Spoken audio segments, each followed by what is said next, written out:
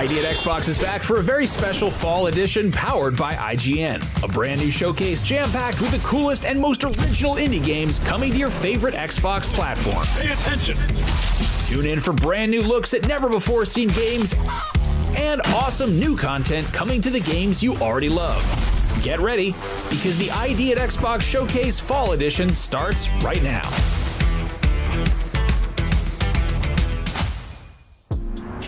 Hello and welcome to the ID at Xbox Fall 2025 Showcase powered by IGN. I'm your host Damon Hatfield, joined by Aliak and Jeffrey Vega. Welcome. Hey, the ID at Xbox Showcase is all about celebrating the coolest and craziest games coming to PC and Xbox platforms soon, and we can't wait to show them all today. So let's do just that. Now, usually we bring you the ID at Xbox Showcase in the summer, but since we're sneaking in a special fall edition of this showcase in before Halloween, why not kick things off with some spooky games headed your way soon? Check it out.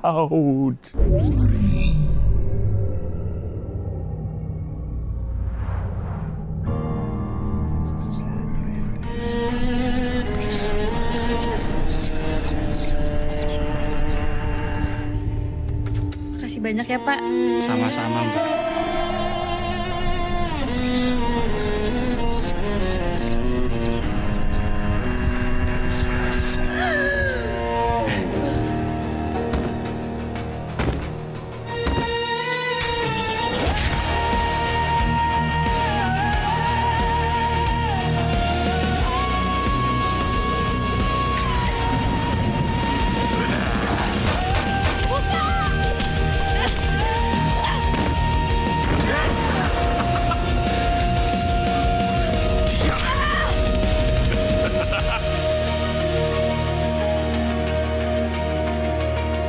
Nih, perlu kamu ketahui, sejengkal saja kamu keluar dan menginjakkan kaki di tempat itu, semua pintu deskupan akan tertutup buatmu. Jangan buat keputusan yang akan kamu sesali. Lila butuh saya.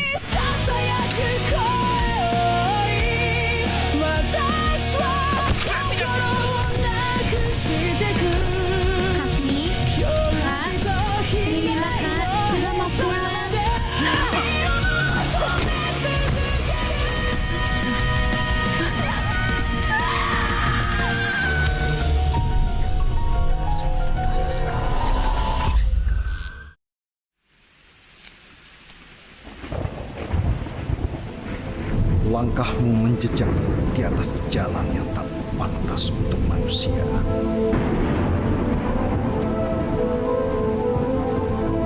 Bangunlah, Nak. Dunia ini belum selesai denganmu.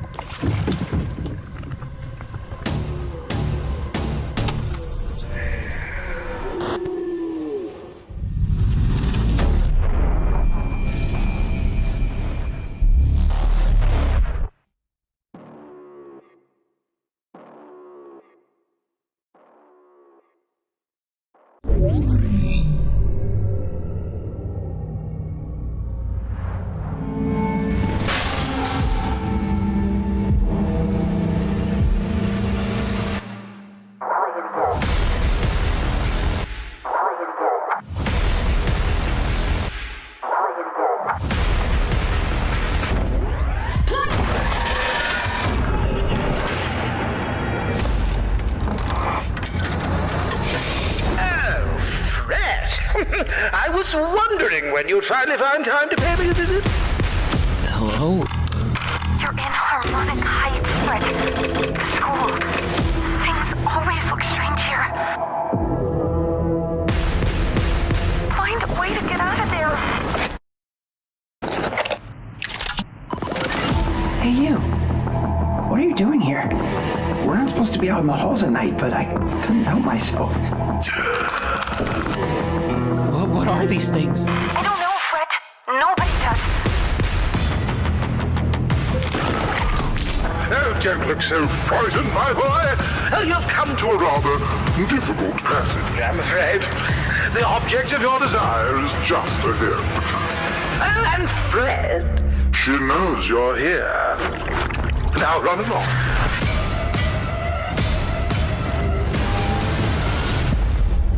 Don't fret, it's a world of mystery. Don't fret, strum along and you will see. Don't fret, doesn't matter what you wanna be. And even though you're gonna die, don't fret.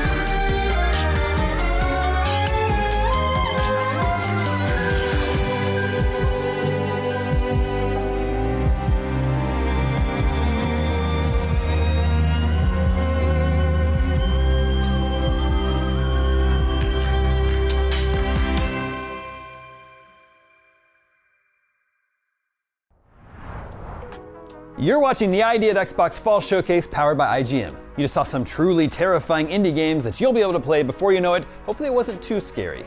Well, I wasn't scared. I had my eyes open the whole time. Actually, I had my eyes open the whole time, and I saw that you had your eyes closed the whole time. Also, you were curled up in a ball. Okay, fine, you got me. Either way, we promise there's nothing scary in this next surprise, because up next, we're taking a look at a few fantasy-themed games. Indeed. Let's take a look at some awesome new content that's on the way to 33 Immortals, plus check out some equally cool fantasy games right here on the ID at Xbox Showcase.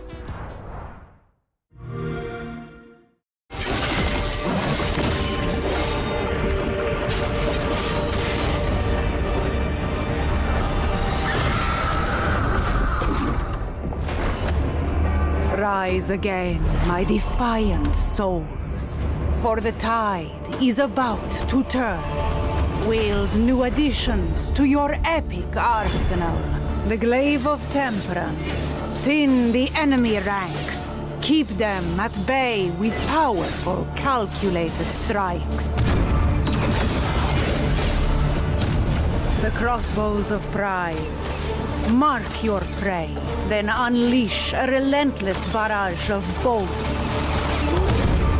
If you crave still greater challenge, choose your burdens, bolster your foes, and reap greater rewards.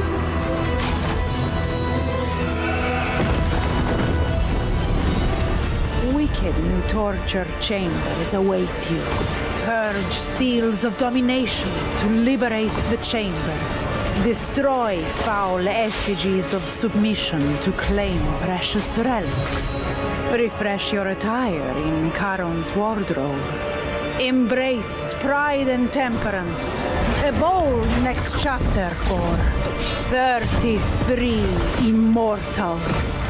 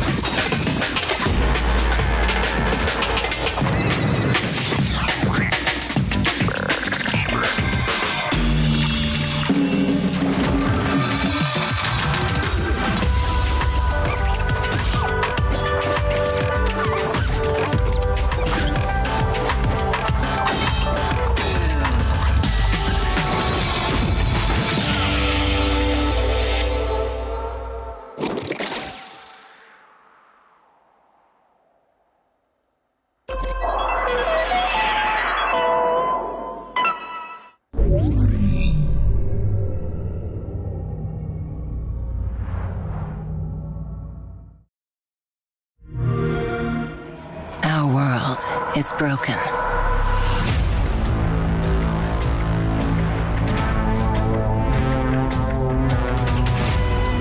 They killed our gods. The Nevermore's reach is growing.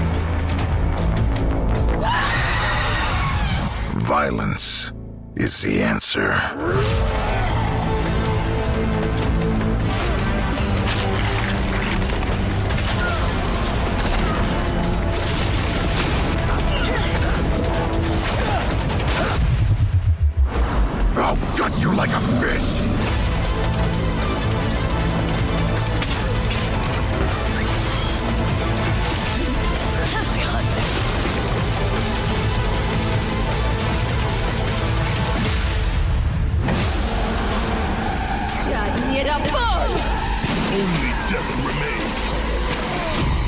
Yes, my barbarian, come to me.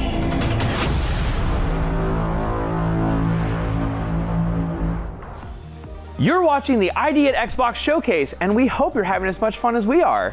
Coming up next, we have a pair of really cool sci-fi games that you won't want to miss. Let's take a look at Planet of Lana 2 and Aphelion. Check it out.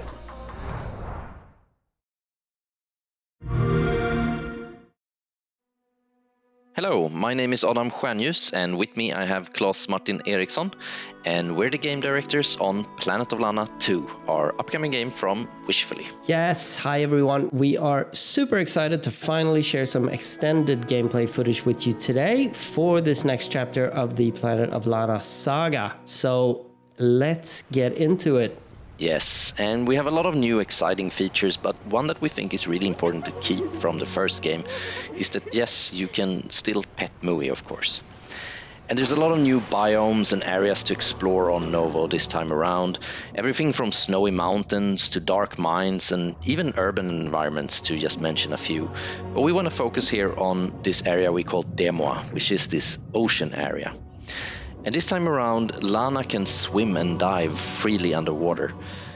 But if you remember from the first game, Mui is not very compatible with water, but luckily you have this strange plant that you can use to transport her as you explore the lush corals and dark depths of this environment. Yes, and of course we are super stoked to reveal that Takeshi Furukawa will be returning as composer. Obviously his beautiful tones that you can hear in the background are such a crucial part of the whole universe and storytelling of Planet of Lana.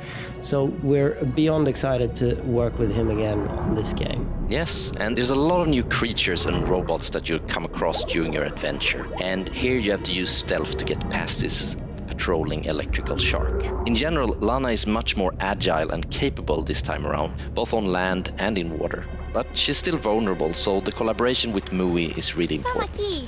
And you use verbal commands to control Mui, and you can now control her all across the screen. And she also has this hypnotic ability that lets you take control of new exciting creatures. Here you can see that you can control this tiny little inkfish that you can swim around with and explore the area. And all these creatures have unique abilities that you can use to your advantage. This inkfish can release an ink cloud that you can use to get past this shark. And that's just one of many examples of how we're expanding the gameplay. Yes, and another thing that of course is expanding is the narrative. Now some time has passed since Lana and Mui liberated Novo from the robot invaders in the first game. And a big focus of the sequel revolves around how the planet has changed with the arrival of this new technology. Now, in this scene, Lana and Mui have been captured by a hostile human faction that have reprogrammed the robots for their own purposes. And as you can see, they are separated and having to work together to try to escape. And this really cuts to the core of the gameplay, like using Lana and Mui's individual abilities to problem solve and progress through the environment makes for some truly dynamic and challenging puzzle solving that we are very excited for everyone to experience in this game. Yes, and to summarize, I mean, this sequel is double the length, double the scope, and the team has been working so hard to bring a truly unique experience with more challenging puzzles and an expanded narrative for you to explore, and we're just so excited to show you more from the game. Planet of Lana 2 is coming 2026 on all platforms and on Xbox Game Pass day one.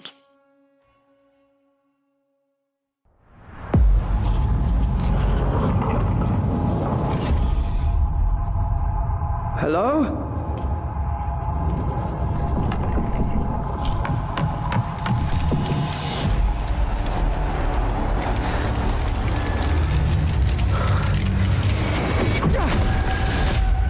That wasn't in my head. There is something here.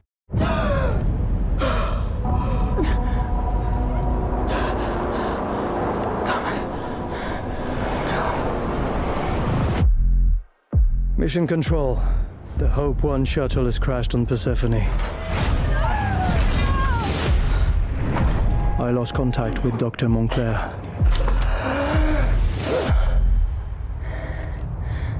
Hang on, Thomas.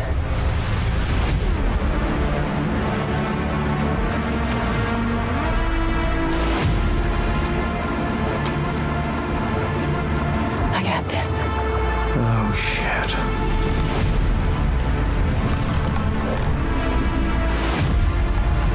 I'm not alone.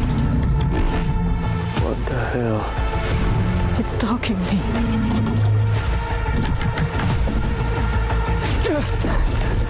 Crap, no! Oh, no. No, no, no, no. Mission control. Anybody copy?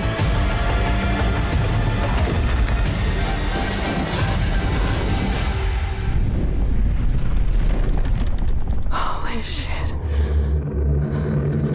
What are you?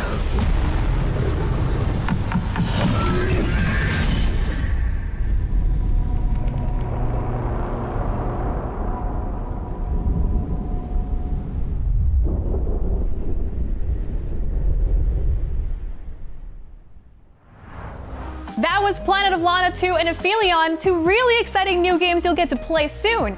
Up next, a ton of unique indie games we can't wait to show you right here on the ID at Xbox Showcase. Take a look.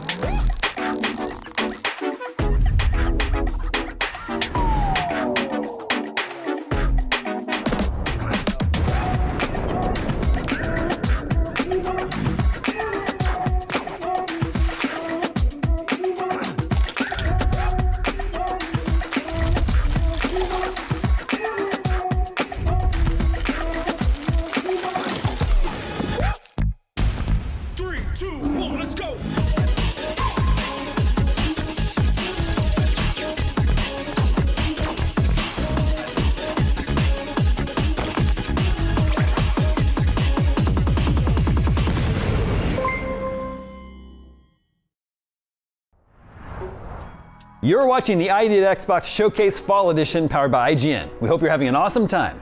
While we have you, we've got some really cool merchandise available right now on the IGN store.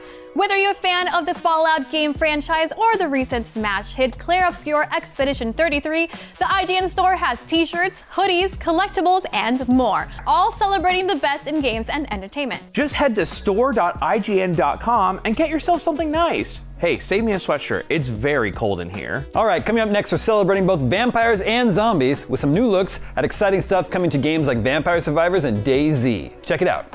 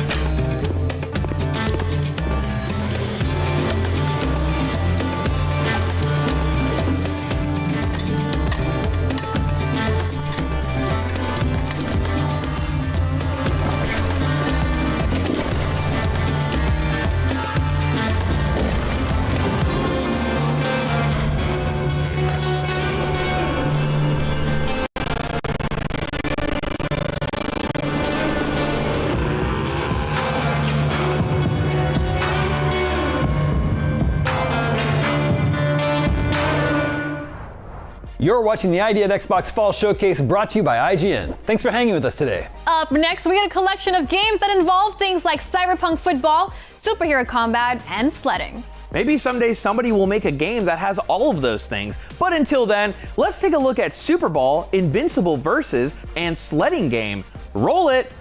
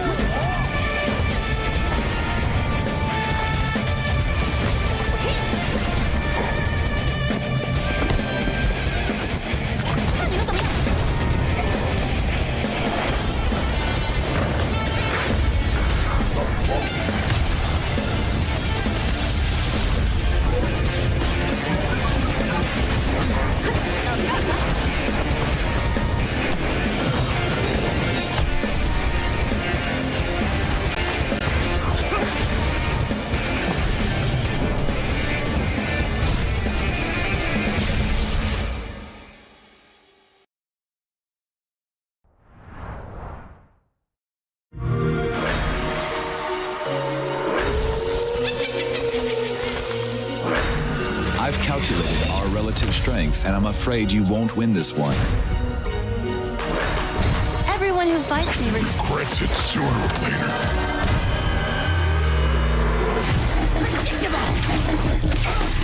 This will hurt.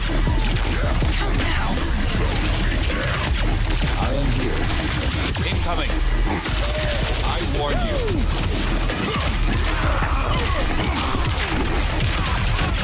I can help. Prove yourself. Here you go. Got your present. You'll like it. Full power. Ah, shit. Do not move.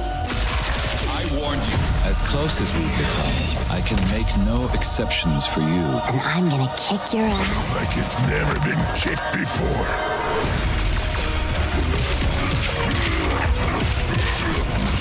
Where you going? I'm just getting started. Coming through. Ready? Let's begin. This will hurt. Neutralize. I'm just getting started. Coming through. My plan was not to hurt you. But I come prepared for any contingency. Where you going? Nowhere. Get down. Let's wrap this up. Oh, you did your best.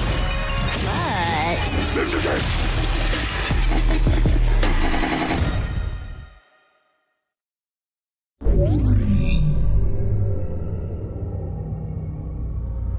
I'm making this game about sledding and hanging out with friends called Sledding Game. It's pretty much exactly what it sounds like. You just sled with your friends. Give me. You can race, you can do cool flips and stuff, and when you crash, there's some fun ragdolls, because how can you not love ragdolls? You can also talk to people using proximity chat. Alright, I'm gonna put it all on 23. That's all? Oh, the goal here is to just have fun and hang out. Like, that's it. So if you want to take a break from sledding, you can also just chill. You can build snowmen, you can roast marshmallows, you can even have snowball fights. Lock us in. Lock us in. Oh no, watch out, watch out. I got Luan. Watch out, he's right there. I've actually added a ton of other like fun little random things to do besides sledding. You can also play darts or go curling. Perfect. Or drink hot cocoa.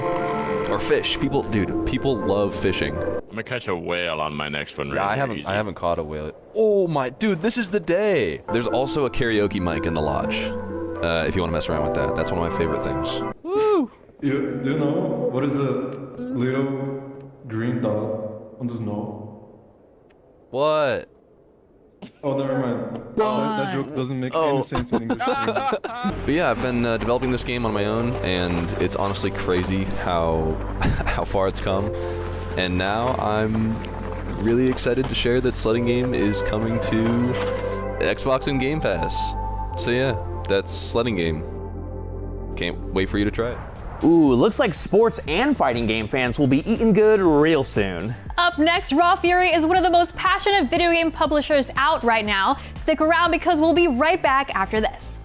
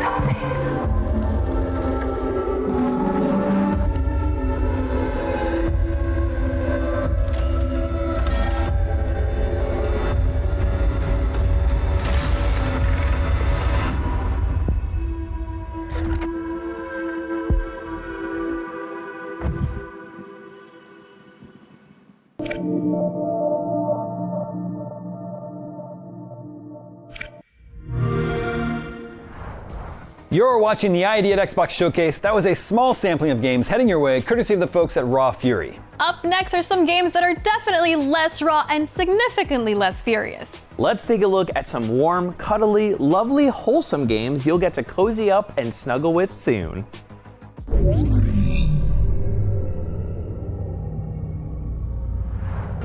Well, Egg, here we go again.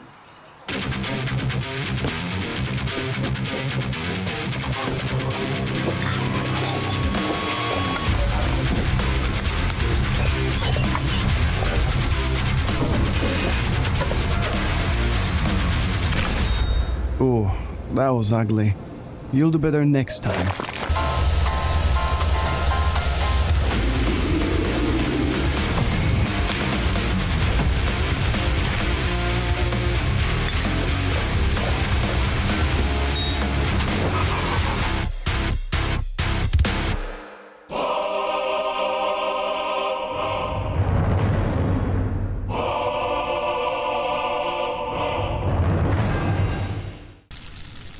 That was tough. Shall we try again?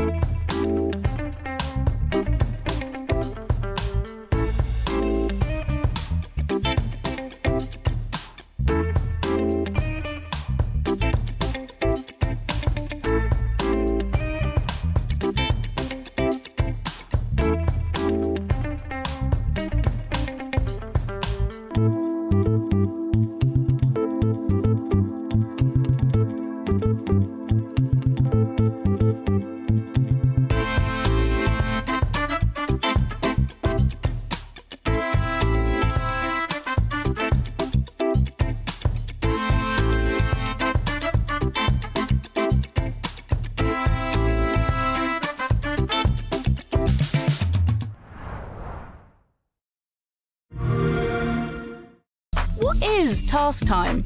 Who can play it? Is it fun? How did this end up in a Halloween-themed Xbox showcase? We will answer some of those questions and more right now.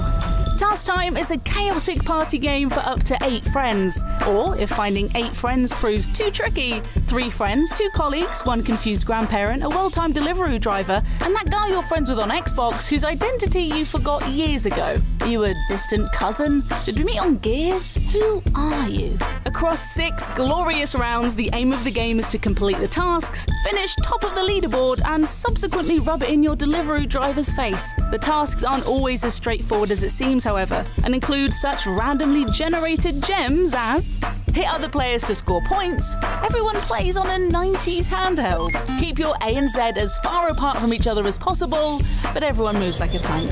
Hit other players to score points. Getting hit loses points. Everyone uses a selfie stick. From some of the people that worked on Gang Beasts and Fall Guys, Task Time is coming soon and promises to be your new favourite friend slot. Well, that just about wraps us up for the ID at Xbox Fall Edition Showcase. From all of us here at IGN, thank you for hanging out with us today. These showcases are always fun to be a part of. And because we here at IGN are always working on bringing you cool events, here's a friendly reminder that we're just a few months away from IGN's annual Game of the Year Awards this December. It's a celebration of the best games released in 2025, and it's always a special event, even if we're all forced to argue over which game deserves to win. And coming up early next year is IGN FanFest 2026, a huge showcase of exclusive looks at big games, movies, and TV shows that we know you'll love. But right now, let's close out the ID at Xbox Showcase by bringing in a little bit of outside help. Mouse PI for Hire is the gritty and hilarious first-person game that looks like no video game you've ever seen before. Let's take a look at Mouse PI for Hire. Crooks beware! Detective Pepper's in the house.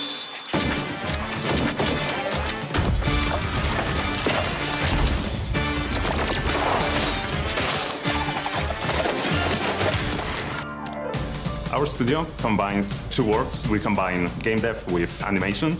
We wanted to make a game that looks like the cartoons that your grandparents probably watched when they were kids.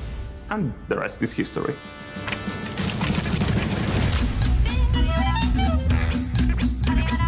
Mouse PI for Hire for me is unique.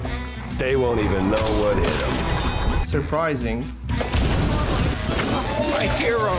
Wacky, extraordinary. More than just an old-school shooter. It's a game like I've never played before. Are you ready for a sneak peek of what we are cooking here? Oh boy, here we go. My name is Maciej Krzemień. I'm the lead producer at Fumi Games. Mouse PI for Hire is an FPS game, but in a very unusual setting of a cartoon. It's in 3D environment, but what's really unique is that everything you see, characters, weapons, it's drawn by hand, frame by frame. Everything you see in the game is handcrafted. So at the beginning, we specialized in short film animations. But I always think that people should have the possibility and space to be creative. So when Michał Rostek, our art director, came to me with this great idea, I knew he was onto something. Hi, I'm Michał Rostek. I'm the art director and lead animator. For me, this game is a great opportunity to spread with the world my passion about the RoboHouse animation. It is like part of pop culture that resonates with people all around the world. My name is Mateusz, and I'm a lead narrative designer at Fumi Games. What excites me the most about the story of Mouse is just this sheer comedy of it, despite tackling subjects that are quite serious. There's something rotten at the heart of Mouseburg. I'm Łukasz Błaszczyk. I'm the lead game designer for Mouse PI for Hire. What I hope that fans will learn from this video is that it isn't just another copy-paste of a boomer shooter. You're gonna meet NPCs, you're gonna learn the world, you're gonna find a deep, engaging story. We've designed the game around you having fun.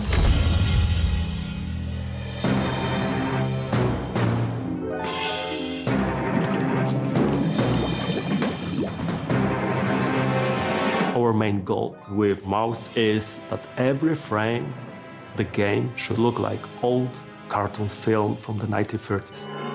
A clue, a lead. What more could a mouse detective want? So every element of the UI or the weapons, enemies, everything is animated by hand. One of the biggest challenges that we have to overcome is to make sure that every frame of the animation will be as close as possible to 1930s rubber hose style. Rubber hose animation is the style of animation developed in the United States in 1920s, 1930s, and the things that could be the representative of this art style is the bouncing animation. Everything bends, everything stretches and squeezes. It gives us all kinds of different things that, for example, our characters can do with their hands or legs. We're not limited by a realistic art style. So when we consider 2D characters running around a 3D environment, that presents a challenge for designers. So unlike the 3D characters that we can make the one model of the characters and turn him around, we need to make 6 different positions, 6 different angles for each of the characters. So front, left, side, back side, and back. So when we are going through the 3D environment, we can see the character who is flat and turn him around. And the final result of this is a lot of drawings to do. With 2D, every single change I, as a designer, make to the game balance, that causes an avalanche of changes for the game itself.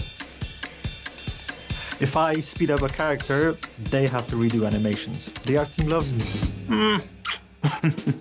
One of the biggest challenges with Mouse PI for Hire was the black and white aesthetic, because usually you will use specific tricks to guide the players through certain locations. You have the well-known yellow paint that shows you where to use what.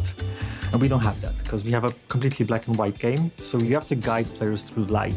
We will often use typical black and white on objects that can be moved, will be interactable, while maintaining grayscale and no outlines on objects that you can't interact with. We want to put a life to the world through the animation elements. So on every level there will be something extraordinary and unique to see and to experience.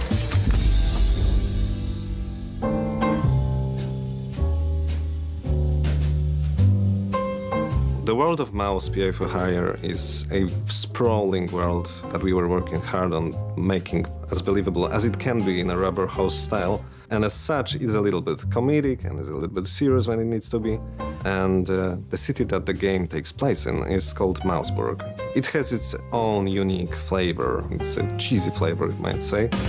Call me a cheesehead, but that elevator wasn't here before. Most of the society in Mouseburg consists of mice, but there are also shrews and rats as well. But with a society this diverse, it sometimes creates some friction. And our protagonist, Jack, is put in the middle of those situations where the friction occurs, and it's up to us to solve those problems in many different ways. Crooks beware! Detective Pepper's in the house. So Jack Pepper, as the title says, he's a private investigator. He's a war veteran and he has his own scars. He has his way of extracting information, and it's not always as graceful as you might expect. Ow! What was that for? Standard procedure. Little sucker punch before questioning never killed anyone. So, as a private investigator, Jack is approached by his clients. And he is tasked with solving 3 different cases. Each of those cases serves a different purpose and adheres to a different trope in general noir theme. Basically, the cases are starting points for each separate storyline that we have. Along the way, on the levels, we find some clues. Sometimes these are notes, sometimes these are physical items. Seems I'm not the only party here. And once we get back to Jack's office, we approach a corkboard. And whenever there is even a feeble connection between those evidences, you just link them with a red line, which in our case is a gray line. And there's a chance that it will open up a way to move the case forward, to open up next level, or open up the conversations with an NPC in the hub zone. The hub is our home, where you start the case, where you end every case. There are 3 main areas in a hub. Jack's office, the pub called Little Big that is run by John Brown, Jack's friend. And there's Tammy's workshop, when you can upgrade your weapons and just talk to her whenever your heart's desire. Sup, Jack? When you visit the Little Big pub, you can encounter 3 different NPCs. Each of them serves as a handler for a different minigame, one of which is a collectible baseball card game. You can collect cards throughout the whole world. Almost every single level has at least one hidden somewhere, and based on that you can build your own deck of cards. In our minigames, you can sometimes win hints, additional clues, or parts for some upgrades. So whenever you're stuck with your current case, there's always someone to talk to in the hub. I'm Igor. Igor, not Igor. And as soon as you have your next steps figured out, then you can go just find your car, and as soon as you interact with it, you're being transported into overworld map, through which you can traverse with a little nicely painted car and arrive at the specific destination that the case urges you to go to. Mouse PR for Hire has more than 10 biomes. Every single biome has somewhere between 1 to 4 levels in it. Since the story is set in the noir style, we thought that every level in the game should be inspired by locations from the cartoons from that era. We want to make sure that the levels will be not only full of variety of places, but also will be as wacky, as cartoony as possible. Well done, genius. You broke the damn air duct. Streets is one of the earlier levels within the game. So when you first enter the level, you find complete chaos on the streets. Don't hurt me, officer. 'Twas just a little cheese stick on the sidewalk. You will see shrews getting beat up. You will see them getting kidnapped. You will see them disappearing. And yeah, you will see how police officers aren't really there to protect anyone anymore. Well, that was a speeding ticket for sure. Your goal on the streets level is to enter the police station and find out what's going on to the larger population of Mouseburg itself. There are enemies running around left and right. You will fight enemies that you haven't seen before, especially in the previous parts of the game. Here's Jacko. You will have cops that use batons and try to pacify you with them. So enemies, enemies, enemies. Before that, the previous levels were more toned down when it comes to the types of encounters and the amount of enemies you encounter, and this time when they will come at you with everything they have.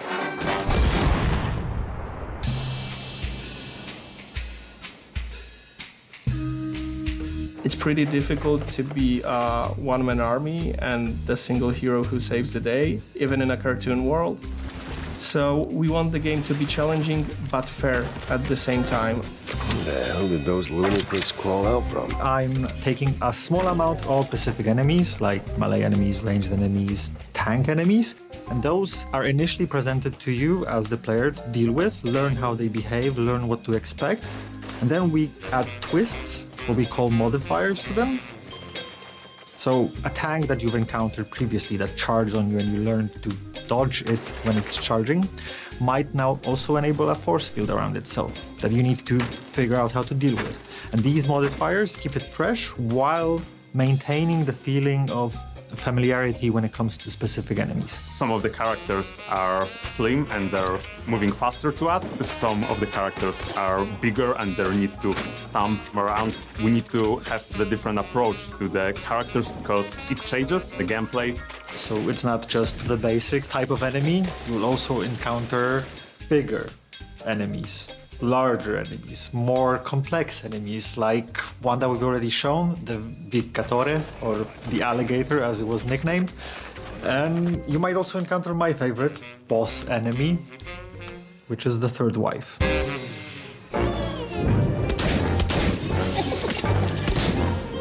Once you encounter a specific enemy, you would want to choose a specific weapon. We have a standard roster of weapons, so you get a pistol. Obviously, you have a shotgun, a Tommy gun. But since it's a cartoon world, there is a freeze gun. With this portable freezer, your meat and dairy will stay preserved until the end of time. There is what we call a conscious gun, which is basically a brain in a jar attached to a weapon. With our device at hand, making friends becomes mind-blowingly easy. The cartoon cannon, it's a cannon, so what do you expect? Sometimes you knock, sometimes you knock it down. The alt fire mode, on the other hand, it will allow you to use that loaded cannonball in the weapon, smash it into pieces, and fire a burst of smaller projectiles if you want to deal with more enemies at the same time. Weapons in the game will also be upgradable. There's a progression path you can follow as a player, so it's not just I gain the weapon and that's it. I can also improve it. I'll gain additional firing modes to that weapon. So every single weapon that you encounter as a player or unlock as a player should feel fresh, not a copy-paste of something you already found. So our approach was to give every single weapon a feeling of that's a perfect weapon for that specific enemy. However, how we designed it and how players use it might be a completely different scenarios. You need to feel like you actually deal a lot of damage. So we managed to achieve that both animation-wise and sound-wise. We understand that what players feel, it's always a blend of what you see and what you hear on screen, right? So obviously the first and the most important part was to make sure that the sound design properly accompanies the gunplay. So we have to balance our sound effects to sound pretty oomphy in a kind of way. You need to feel like you're shooting someone in the face sometime, right? We also need to make sure that the music in game sounds like the old cartoons that we refer to. So what we did, and it's actually a feature that we are really proud of, is we added a couple of different distortion filters to the sound in the game that you can choose from. Starting with a filter that sounds like very early wax cylinder recordings with a heavy distortion. You can choose to use a filter that resembles, say, 1930s/1940s vinyl records. Obviously, if you want your sound in mouse to be crispy clean, that's fine. You can opt to do that. So we want the players to be able to customize their sound experience to an extent, which is pretty cool because it does change how it feels.